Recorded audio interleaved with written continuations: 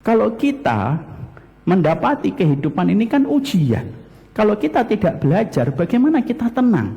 Ketika banyak orang hari ini, ketika mereka operasi plastik, mereka mencoba untuk menahan penuaan dini pada kulitnya dan lain sebagainya, karena mereka tidak nyaman dengan masa tua, mereka tidak nyaman dengan uban, mereka tidak nyaman dengan kerutan. Akhirnya mereka melakukan berbagai macam cara supaya memperlambat masa tua datang pada kehidupan mereka. Kenapa banyak orang akhirnya mereka mencoba menahan masa tua itu untuk tidak segera datang pada kehidupan? Karena mereka memusuhi masa senja. Kenapa mereka memusuhi masa senja?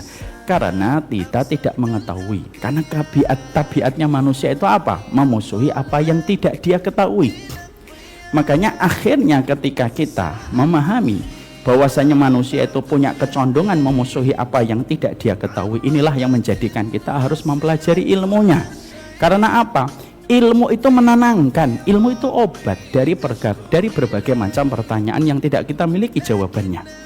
Bagaimana kita bisa memiliki ketenangan di masa tua kalau kita tidak pernah belajar? Kuncinya kita supaya tenang itu belajar. Karena dengan kita belajar, kita mengobati ketidaktahuan kita ketika kita memusuhi apa yang tidak kita ketahui. Ada namanya cawu, ada namanya semesteran. Ketika kita semesteran ataupun cawu, malamnya kita tidak belajar, kita mengikuti ujian, masuk ke kelas itu perasaan kita sudah tidak enak, kita gelisah, kita berkeringat, nanti jangan-jangan tidak bisa menjawab.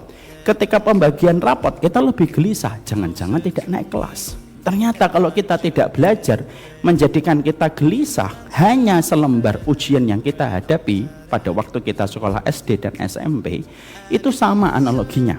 Kalau kita mendapati kehidupan ini kan ujian, kalau kita tidak belajar, bagaimana kita tenang? Dan itulah yang kedua. Kenapa masa senja itu harus kita ilmui dengan sunnah? Karena sunnah itu menjawab tuntas setelah pertanyaan yang kita miliki pada kehidupan kita. سألت حين رفعت يدي